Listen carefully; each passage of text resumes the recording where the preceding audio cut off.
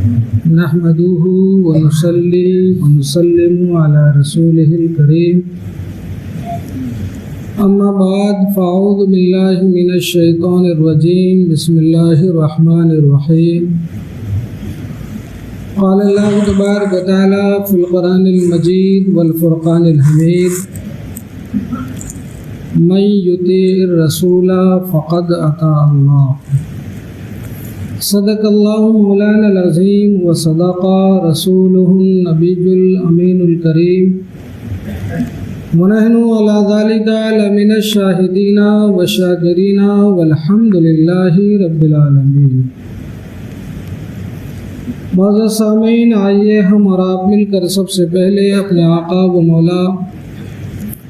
حضور تاجدار مدینہ سید دو عالم صلی اللہ تعالی علیہ وسلم کی بارگاہ بے کس پناہ میں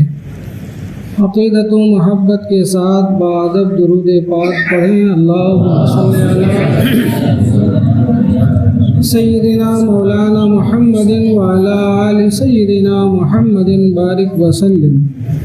صلاۃ و سلام علیک یا رسول اللہ، صلاۃ و سلام علیک یا حبیب اللہ صلی اللہ تعالی علیہ وسلم۔ نبی اور آل نبی کی بارگاہ میں ایک دفعہ اور پڑھیں۔ اللہم صلی علی سیدنا مولانا محمد بارک وسلم۔ صلاۃ و سلام علیک یا رسول اللہ صلی اللہ تعالی علیہ وسلم۔ معزز سامعین کرام، میں نے سورہ نساء کی آیت نمبر 80 کا ایک حصہ آپ کے سامنے تلاوت کرنے کا شرف حاصل کیا ہے۔ اللہ تبارک و تعالیٰ نے ارشاد فرمایا من یطیع الرسول فقد اطاع اللہ، جس نے اللہ کے رسول کا حکم مانا اس نے اللہ کا حکم مانا۔ وَمَن تَوَلَّى فَمَا أَرْسَلْنَاكَ عَلَيْهِمْ حَفِيظًا، یہ دوسرا ٹکڑا ہے، اور جو منہ پھیر لے، منہ موڑ لے، تو اے محبوب صلی اللہ تعالی علیہ وسلم ہم نے آپ کو انہیں بچانے کے لیے نہیں بھیجا۔ اس آیت کریمہ کی تفسیر مفسرین کرام فرماتے ہیں کہ ایک دفعہ نبی کریم صلی اللہ تعالی علیہ وسلم نے ارشاد فرمایا، اے لوگو، اے میرے صحابہ، میری اطاعت و فرما برداری کرو اور مجھ سے محبت کرو، کیونکہ میری اطاعت کرنا، میرا حکم ماننا خدا کا حکم ماننا ہے۔ جب نبی نے یہ ارشاد فرمایا تو اس دور کے منافقین اور دشمنان مصطفیٰ اعتراض کر بیٹھے اور کہنے لگے، لوگوں میں باتیں اور شر پھیلانے لگے کہ یہ محمد تو ہم لوگوں سے یہ چاہتے ہیں کہ معاذ اللہ رب العالمین ہم انہیں اپنا رب مان لیں، جیسا کہ حضرت عیسیٰ علیہ السلام کو ان کی قوم کے لوگوں نے خدا کا بیٹا مان لیا۔ جب شر پسندوں نے یہ شر پھیلانا چاہا اور اس طریقے کے فساد پھیلانے لگے اور اس طریقے کے اعتراضات کرنے لگے، تو اللہ تبارک و تعالیٰ نے اپنے محبوب صلی اللہ تعالی علیہ وسلم کی موافقت میں یہ آیت کریمہ نازل فرما دیا کہ من یطیع الرسول فقد اطاع اللہ۔ میرے محبوب نے جو فرمایا کہ میری اطاعت اللہ کی اطاعت ہے، بالکل درست فرمایا کہ میرے محبوب کی اطاعت ہی میری اطاعت ہے۔ سبحان اللہ۔ اور یہ جو لوگ اعتراض کرتے ہیں، شر پسندی سے کام لے رہے ہیں اور اعتراضات کرتے ہیں، ان کے بارے میں بھی انہیں بھی دو ٹوک جواب دے دیا گیا، ومن تولا، اور جو نہ مانے، منہ پھیر لے، انکار کر جائے، فما ارسلناک علیہم حفیظا، اے محبوب آپ کو صرف اس لیے بھیجا ہے کہ آپ تبلیغ فرما دیں، آپ پیغام پہنچا دیں۔ اگر یہ نہ مان کر جہنم ہی میں جانا چاہتے ہیں تو یہ آپ کی ذمہ داری نہیں کہ انہیں جہنم سے بچائیں۔ اگر مانیں گے جنت میں جائیں گے، اگر اتباع کریں گے جنت کی بہاروں سے لطف اندوز ہوں گے، اگر آپ سے محبت کریں گے میرا قرب پائیں گے، اگر آپ کا کہا مانیں گے، آپ کی اطاعت و فرما برداری کریں گے، آپ میرا متبع اور میرا فرما بردار ہوگا، اور جو آپ کا کہا نہیں مانے گا وہ میرا نافرمان قرار دیا جائے گا۔ آج کے دور میں بھی بہت سے لوگ ایسے ہیں جو سنت رسول صلی اللہ تعالی علیہ وسلم کے تعلق سے طرح طرح کے اعتراضات کرتے ہیں، اور دوسرے تو جانے دے، ہمیں دوسروں سے کیا مطلب، دوسرے کے گھروں کیا ہوتا ہے، ہمیں اپنے سے مطلب ہے، ہمارے گھر کیا ہو رہا ہے، ہمارے بچوں میں، ہمارے بھائی بہنوں میں، ہمارے اسلامی برادروں میں اور ہماری برادریوں میں کیا ہو رہا ہے، ہمیں اپنے سے غرض ہے۔ لہذا مسلمانوں، میں عرض کرنا چاہتا ہوں کہ کچھ لوگوں کے ذہن و دماغ میں اور کئی لوگوں کے اس طریقے کے سوالات بھی جمع ہوئے، سنت مصطفیٰ صلی اللہ تعالی علیہ وسلم پر عمل کرنے اور عمل نہ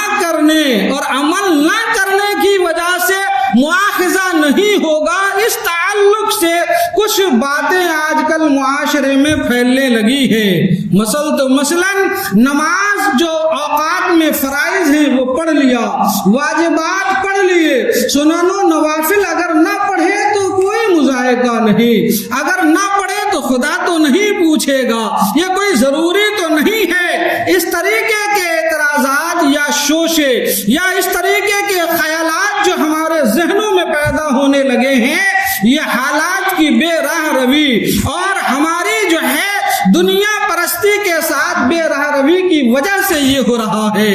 جبکہ علماء نے فرمایا، جبکہ قرآن اور احادیث طیبہ اور علماء ربانین کی عبارات اس بات پر شاہد ہیں کہ فرائض و واجبات کے ساتھ سنن و نوافل پر عمل کرنا یہ فلاح و بہبودی کی ضمانت ہوا کرتی ہے۔ جو سنتوں پر عمل کرتا ہے وہ دنیا میں بھی فلاح و بہبودی پاتا ہے، کامیاب ہوتا ہے، کامران ہوتا ہے، اور جو سنن و نوافل سے دور رہتا، سنت مصطفیٰ سے دور رہتا، کامیابی سے وہ بندہ دور رہتا ہے۔ قرآن میں اللہ نے خود فرما دیا، جس نے رسول کا کہا مانا اس نے رب کا کہا مانا۔ کہیں رب نے فرما دیا کہ رسول جو تمہیں عطا فرمائے وہ لے لو، اور رسول جن سے منع فرما دے اس سے رک جاؤ۔ محبوب اور حبیب کے درمیان رشتہ کیا ہوتا ہے؟ تھوڑی دیر کے لیے اگر آپ سمجھنا چاہیں اور اپنے آپ سے سوال کر کے اپنے سے سمجھنا چاہیں تو آپ کے ضمیر سے یہ آواز آئے گی کہ تمہارے سوال کا جواب یہ ہے کہ محبوب عشق جس سے کرتا ہے، محبوب اپنے حبیب کی ہر اداؤں کو چاہتا اور اس کے رنگ میں رنگ جانے کو چاہتا ہے۔ سبحان اللہ۔ محبوب کی اداؤں کو پسند کرتا ہے، ان کو اپناتا ہے، اور ہر اس کام سے پرہیز کرتا جو ان کے محبوب کو پسند نہیں ہوتا۔ ہم مسلمانوں میں سے کوئی ایسا مسلمان چاہے کتنا بھی گنہگار کیوں نہ ہو، اگر آپ ان سے پوچھیں گے کیا آپ نبی کریم سے محبت کرتے ہیں تو یقیناً جواب ہوگا ہاں میں رسول اللہ سے محبت کرتا ہوں۔ سبحان اللہ۔ کیوں؟ خود میرے نبی نے ارشاد فرمایا، اے لوگوں تمہارا ایمان اس وقت تک کامل و مکمل ہو ہی نہیں سکتا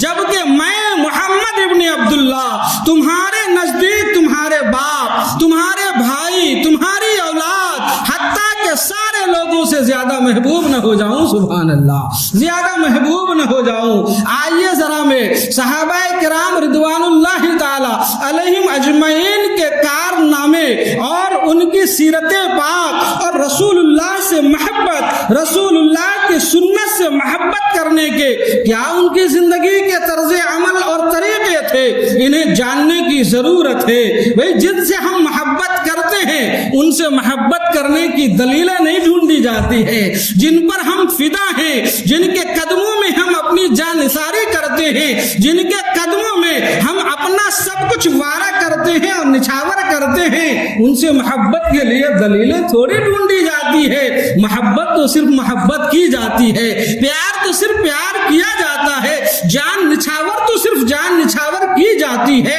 فدا تو صرف ہوا جاتا ہے۔ حضرات گرامی، حضور نبی کریم صلی اللہ تعالی علیہ وسلم خود ارشاد فرماتے ہیں، حضرت انس بن مالک رضی اللہ تعالی عنہ اس حدیث پاک کے راوی ہیں فرماتے ہیں حضور صلی اللہ تعالی علیہ وسلم نے فرمایا جس نے میری سنت سے محبت کیا، جس نے میری سنت سے محبت کیا اس نے مجھ سے محبت کیا، اور جس نے مجھ سے محبت کیا وہ جنت میں میرے ساتھ ہوگا،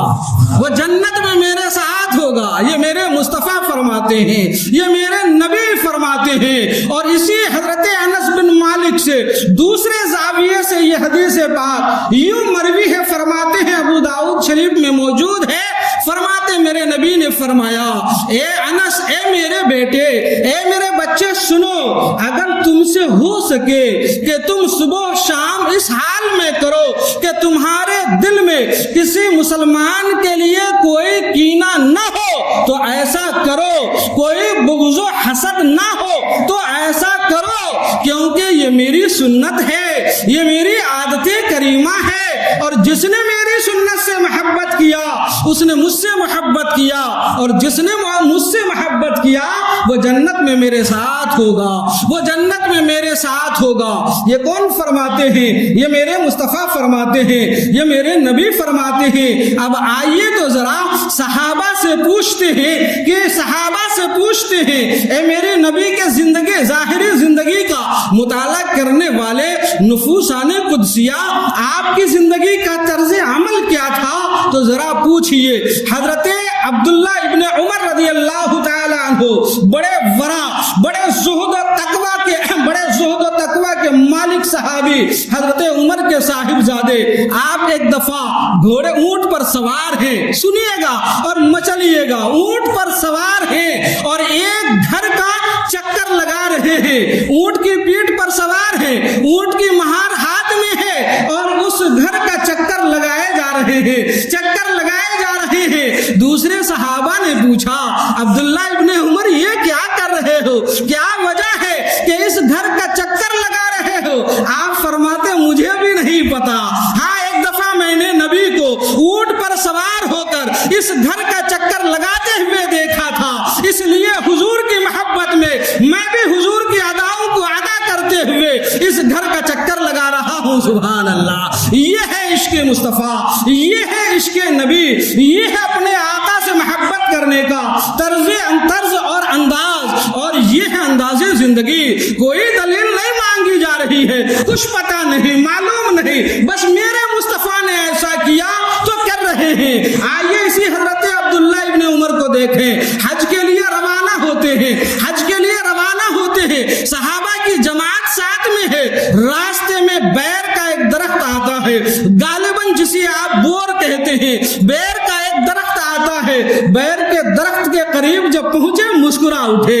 اپنا امامہ شریف اس بیر کے درخت کی شاخوں کے ساتھ، لکڑیوں کے ساتھ، ان کے کانٹوں کے ساتھ الجھا دیتے ہیں اور کچھ قدم آگے بڑھتے ہیں، پھر پیچھے آتے ہیں، پھر امامہ چھڑاتے ہیں، پھر امامہ چھڑاتے ہیں اور آگے بڑھتے ہیں۔ ساتھ میں صحابہ نے پوچھا عبداللہ ابن عمر یہ کیا عمل تھا، یہ کیا عمل تھا؟ آپ فرماتے ہیں یہ میرے مصطفیٰ ادھر سے گزر رہے تھے، ہم ساتھ میں تھے، ہم نے دیکھا تھا میرے حضور کا امامہ اسی بیر کی درخت کی شاخوں سے الجھا تھا، میرے آقا چند قدم آگے بڑھے، پیچھے آئے، اپنا امامہ چھڑایا اور مسکرایا۔ جب ادھر سے گزر رہا تھا تو سوچا حضور کی یہ سنت ادا کرتے ہوئے چلوں۔ سبحان اللہ، کوئی بخاری کی دلیل حدیث مانگی جا رہی ہے، مسلم کی کوئی حدیث مانگی جا رہی ہے، بس فدا ہوا جا رہا ہے، جان نثاری کی جا رہی ہے۔ آئیے نا داماد مصطفیٰ، داماد مصطفیٰ حضرت علی مرتضیٰ، حسنین کے بابا، ان سے پوچھتے ہیں اے علی مرتضیٰ، آپ نے تو 8 سال کی عمر سے ہی حضور کے دامن سے وابستگی حاصل کر لی، حضور پر فدا ہو چکے تھے، اے علی مرتضیٰ ذرا آپ حضور کی سنتوں سے جو ہے، حضور کی سنتوں پر عمل کرنے کا آپ کا طرز زندگی اور انداز کیا تھا؟ تو حضرت علی مرتضیٰ کو دیکھیے، ایک دفعہ حضرت علی مرتضیٰ اونٹنی منگواتے ہیں، اونٹنی منگوانے کے بعد اونٹنی پر سوار ہونے کے لیے رکاب پر پاؤں رکھتے ہیں، اونٹنی پر سوار ہوتے ہیں، ہاتھ میں کمچی ہوتی ہے جسے درہ یا چابوک یا کوڑے کہہ لیں، جو اونٹ اور گھوڑے کو مارنے کے لیے ہاتھ میں ہوتا ہے۔ آپ نے ہاتھ میں کمچی لی، کمچی لے کر بڑے دھیمے انداز میں، بڑی پست آواز میں اپنے اونٹنی کو مارتے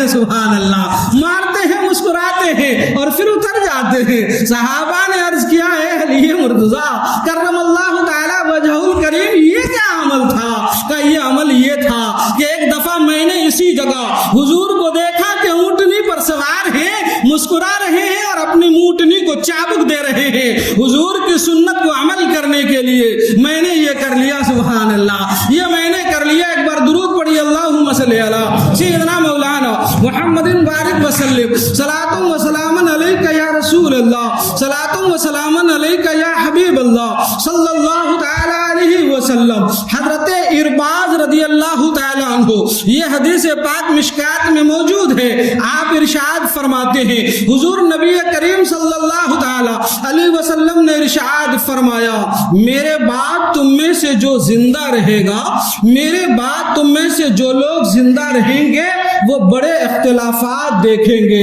وہ بڑے اختلافات دیکھیں گے۔ جب یہ موقع آئے تو میری سنت پر قائم رہنا، جب یہ موقع آئے اور اس طریقے کے حالات آئے تو میری سنت اور خلفائے راشدین کے طریقے کو مضبوطی سے تھامے رہنا، یہ نبی نے ارشاد فرمایا۔ اور آپ آگے ارشاد فرماتے ہیں، یہی اختلافات اور فتنے کا دور ہوگا،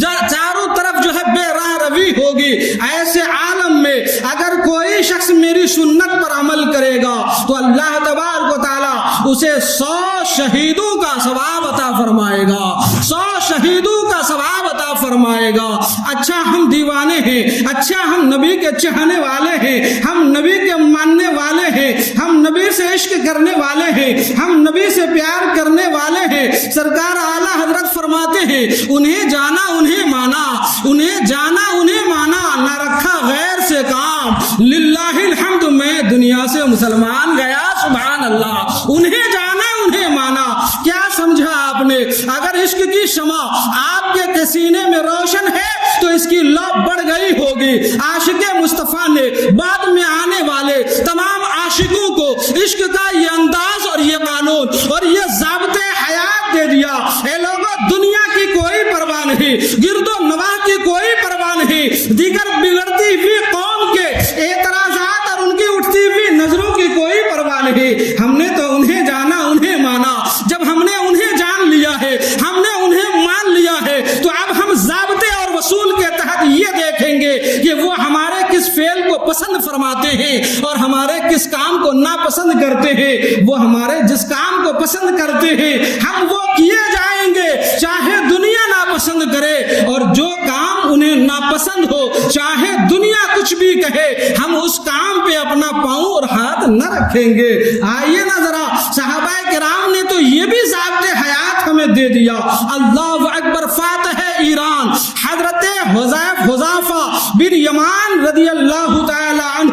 بڑے مقتدر صحابی، بڑے صحابہ میں اونچا نام رکھنے والے، جب ایران کے اوپر حملہ ہونے لگا تو شاہ کسریٰ نے حضرت حذیفہ بن یمان رضی اللہ تعالی عنہ کو مشورے کے لیے بلوایا، اور مشورے کے لیے بلوایا۔ جب آپ کو مشورے کے لیے بلوایا گیا تو امیر المومنین بن کر، مومنین کا جو ہے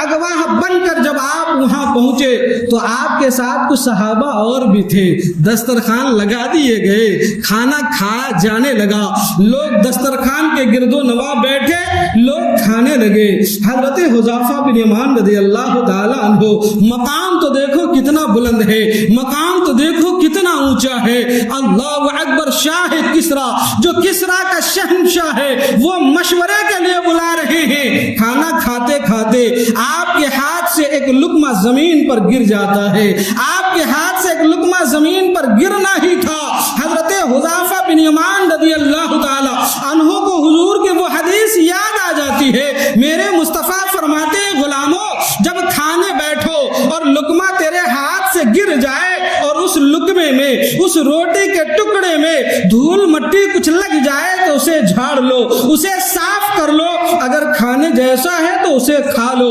اسے ضائع نہ کرو، اسے بیکار نہ کرو، اسے برباد نہ کرو۔ یہ رزق ہے جس سے جو تمہیں اللہ نے عطا فرمایا ہے، یہ اللہ کی دی ہوئی نعمت ہے، اس کی قدر کرو۔ اللہ اکبر، یہ حدیث یاد آ جاتی جاتی ہے. حضرت حذیفہ بن یمان وہ کھانے کا لقمہ اٹھاتے ہیں, جھاڑتے ہیں اور کھانا چاہتے ہیں. قریب میں جو دوسرے صحابی بیٹھے تھے ان کو ذرا لگا کہ ہم تو شاہ کسریٰ کے, شاہ ایران کے دسترخوان پر موجود ہیں, اگر یہ لقمہ اٹھا کر کھایا تو نہ جانے یہ کیا سوچیں گے, یہ کتنے بھکڑ قوم ہے, لقمہ زمین پر گر گیا تو اٹھا کر کھا رہے ہیں. تو انہوں نے اپنے کوہنیوں سے یوں حضرت حذیفہ ابن یمان کو مارا پہلو میں, کہا یہ کیا کر رہے ہو آپ, یہ کیا کر رہے ہو, یہ لوگ کیا سوچیں گے, یہ ہمارے بارے میں کیا سمجھیں گے. حضرت حذیفہ بن یمان کے چہرے پہ سرخی آتی ہے اور آپ ارشاد فرماتے کوہنی مارنے والے سن, یہ کیا سوچیں گے, یہ ہمارے بارے میں کیا سمجھیں گے, ہمیں ان احمقوں کی کیا پرواہ, ہمیں تو مصطفیٰ جان رحمت کی سنت کی پرواہ ہے. سبحان اللہ. نبی نے فرمایا لقمہ گر جائے تو اٹھاؤ اور اٹھا کر کھا لو, ہمیں ان کی کیا پرواہ. آج ہمارے معاشرے میں اور آج ہمارا حال کیا ہوا ہے, آج ہم مصطفیٰ جان رحمت صلی اللہ تعالی علیہ وسلم کی سنتوں پر عمل کرنے کے بجائے مادی دنیا کی چکا چوند رفتار کے پیچھے ہم ایسے گم ہو چکے ہیں, ایسے کھو چکے ہیں کہ ہماری پہچان گم ہو گئی ہے, ہمارا نشان گم ہو گیا ہے, ہماری علامت گم ہو گئی ہے, ہمارے چہرے سے وہ علامتیں گم ہو گئی ہے, ہمارے لباس سے وہ باتیں دور ہو گئی ہے, ہماری شادی بیاہ کی محفلوں سے وہ باتیں گم ہو گئی ہے. یعنی ہماری جو پہچان تھی, جو ہماری علامت تھی, جو ہماری شان تھی, جو ہماری رفت تھی, جو ہمارا مقام تھا, ہم نے سنت مصطفیٰ کو کیا چھوڑا, معاشرے میں ہم گم ہو کر ہی رہ گئے ہیں. ہم نے سنت مصطفیٰ کو کیا چھوڑا, معاشرے میں ہمارا نام ڈوب کر ہی رہ گیا ہے. ہم نے سنت مصطفیٰ کا دامن کیا چھوڑ دیا, ہم تو دنیا میں جو ہے گم شدہ ہو کر رہ گئے ہیں. لہٰذا مسلمانوں پیغام یہ دینا چاہتا ہوں کہ دنیا کی نظروں میں اور دنیا کیا کہتی ہے, دنیا کے حماقہ کیا کہتے ہیں, ہمیں اس کی پرواہ نہیں ہونی چاہیے. ہر کام کرنے سے پہلے ہم نے یہ سوچنا ہے کہ ہمارا رب اور ہمارے رسول کیا کہتے ہیں, ہمارا رب اور ہمارے رسول راضی ہیں یا راضی نہیں ہیں. اگر ہمارے اس کام سے ہمارا رب اور ہمارے رسول راضی ہوتے ہیں تو یقیناً ہمیں وہ کام کرنا چاہیے, اور جس کام سے ہمارا رب اور ہمارے رسول ناراض ہو جائیں, ہمارے رب اور رسول کو پسند نہ ہو, ہم سچے مسلمانوں کے لیے یہ وتیرہ اور یہ ہماری عادت اور یہ ہمارا طرح امتیاز ہو جانا چاہیے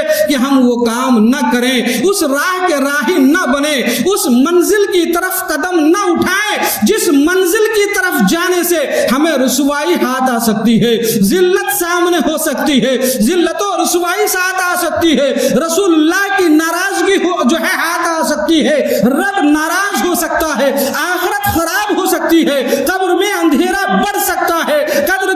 کی تاریکی بڑھ سکتی ہے, ظلمت بڑھ سکتی ہے. ہر اس کام سے ہمیں حتی الامکان بچنے کی کوشش کرنا چاہیے, اور اگر ہم اس طرف بڑھ چکے ہیں تو بارگاہ رب میں سچے دل سے توبہ کر کے اپنے قدم واپس لے لینے چاہیے, اور ہمیں اس منزل کی طرف رواں دواں ہونا چاہیے جس منزل پر پہنچ کر ہمیں رب کی رضامندی حاصل ہو اور میرے مصطفیٰ کی خوشنودی حاصل ہو جائے. اسے کہتے ہیں سچا مسلمان, اسے کہتے ہیں سچا مومن. لہذا اگر ہماری یہ پوری گفتگو آپ سب کی سماعتوں کے حوالے ہونے کے بعد اگر آپ کے ذہن و فکر میں جگہ بنا چکی ہے, تو میں نے جو شروع میں عرض کیا کہ بہت سارے لوگوں کے آج کل یہ اعتراضات ہوتے ہیں کہ سنن کے بارے میں تو جو ہے سنن کے بارے میں جو ہے یہ سوال و جواب ہوگا یا نہیں ہوگا, میں اس طرف نہیں جاؤں گا. لیکن یہ جو کہتے ہیں کہ سنتوں کے بارے میں عمل نہ ہوگا تو صرف فرض اور واجب پڑھ لیں اور بس, تو نہیں مسلمانوں, یہ آپ اپنی گڈھیوں کے ساتھ باندھ لیں کہ فرائض و واجبات کے ساتھ سنن و نوافل کی ادائیگی یہ کامیابی کی ضمانت ہے, اس کے بغیر کامیابی کی ضمانت جو ہے نہیں مل سکتی, اس کے بغیر فلاح و بہبودی انسان کو نہیں مل سکتی. ہاں شریعت مطہرہ نے, قانون اسلام نے کہیں بھی مسلمانوں پر ظلم نہیں کیا ہے, زیادتی نہیں کی ہے, جبر نہیں کیا ہے, تشدد نہیں کیا ہے, زبردستی آپ کے اوپر کوئی قانون لاگو نہیں کیا ہے, کوئی عبادت لازم نہیں کی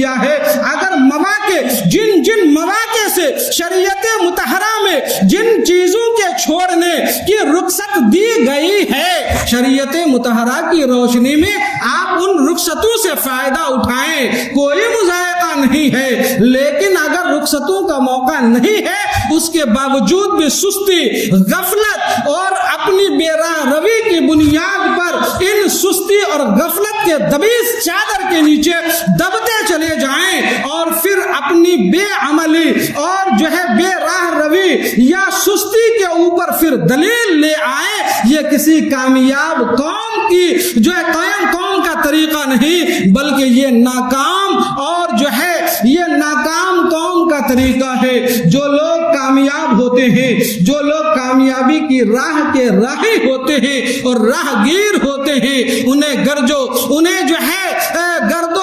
गिरदो नवा और आगे पीछे और दाएं बाएं और कहने वालों के कहने और सुनने वालों के सुनने की कोई परवाह नहीं होती है। उनकी नजर सिर्फ अपनी मंजिल पर होती है और पीछे जो कहते हैं वो कहते रहें बगैर उसकी कोई परवाह किए अपनी कामयाबी की मंजिल की तरफ चला जाता है, बढ़ा चला जाता है। हम और आप और हमारी नस्ल और सारे लोग जितने यहाँ बैठे हैं, सब के सब हम कामयाबी की मंजिल के राह के राहगीर हैं। लिहाजा हमें इस रास्ते पर कामयाबी के साथ चलने की कोशिश करने की जरूरत है। अल्लाह हमें अमल की तौफीक अता फरमाए। व आखिर दावाना अल्हम्दुलिल्लाहि रब्बिल आलमीन।